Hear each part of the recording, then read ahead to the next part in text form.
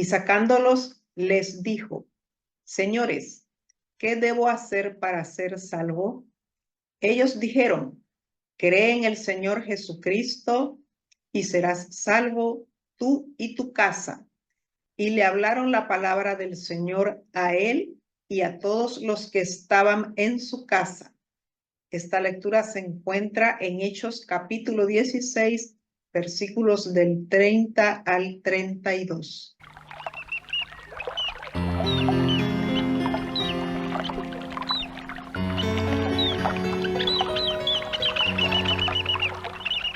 Buenas tardes amigos, ¿cómo están, hermanos? Bienvenidos a un nuevo video de Conversaciones Cristianas. Estamos acá una vez más hablando de la palabra de Dios. Para los que no me conocen, mi nombre es Ernesto. Y yo soy Magdalena. Y los invitamos a ver este video hasta el final, dejar sus comentarios, darle like si le gustó y compartirlo con otras personas y amistades. Sí, cuando comparten, están compartiendo, ¿no es cierto?, una reflexión sobre la palabra de Dios y a más de alguien, el Espíritu Santo los va a tocar y le va a ser de utilidad. Bueno, hoy día vamos a hablar del tema de la salvación. En la lectura inicial nos hablaban de una persona que fue salva, pero vamos a partir aclarando primero qué significa ser salvo. Cuando una persona acepta a Jesús como su Salvador personal, se arrepiente de todos sus pecados y Él pasa a ser la persona principal en su corazón, se denomina que la persona es salva porque si continúa en ese camino, al morir va a ir al cielo y a esto se le llama la salvación. Ok,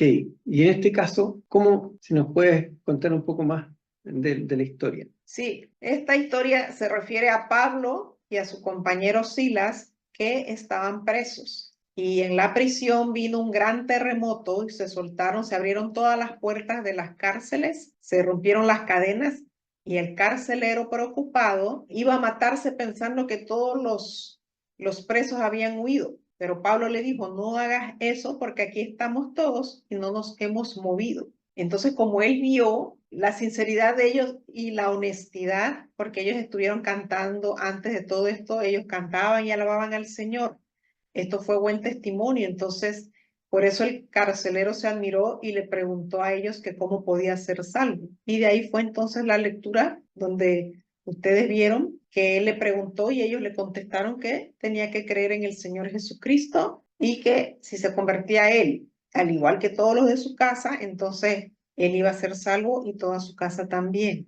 O sea, en este caso, porque él se convierta, toda su casa sería salva automáticamente. No, si solamente se hubiera convertido él solo, solamente él es salvo, no es toda la casa.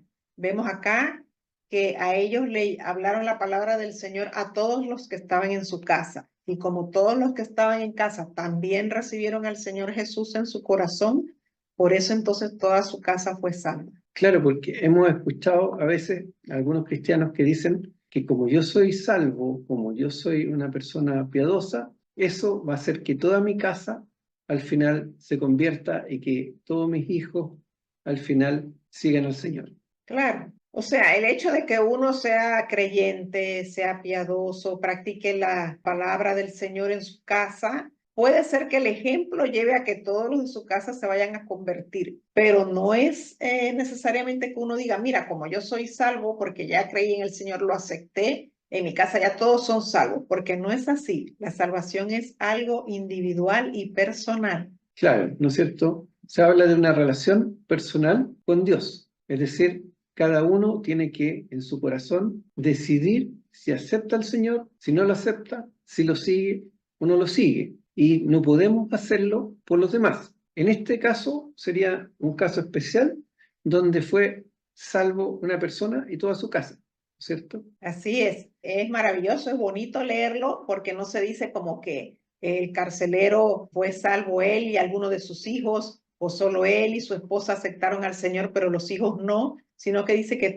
a todos en casa se les habló la palabra y todos aceptaron al Señor. Bueno, hay estadísticas, hemos escuchado en algunas iglesias que dicen que cuando la mamá en una casa sigue al Señor, normalmente el 30% de los hijos también termina siguiendo al Señor.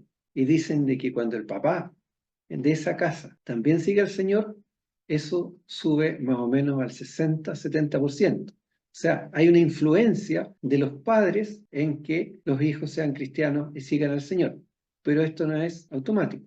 El creer en el Señor, el tener fe, es todo un proceso y cada persona tiene su proceso en sí mismo. El seguir al Señor es una decisión propia y una responsabilidad individual. Hay pasajes en la Biblia que nos hablan de la bendición a los hijos, pero en el contexto cristiano la salvación pasa por un arrepentimiento que es individual y eso se produce en el corazón de cada individuo.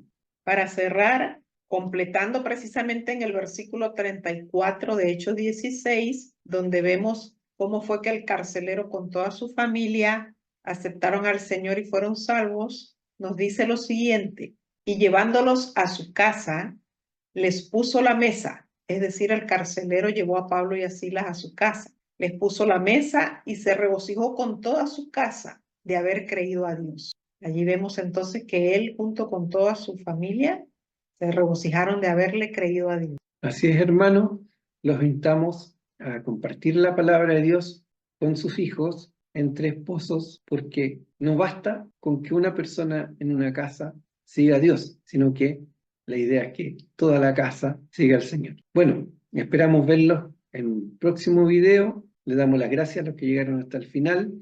Les recordamos que no dejen de asistir a su iglesia local.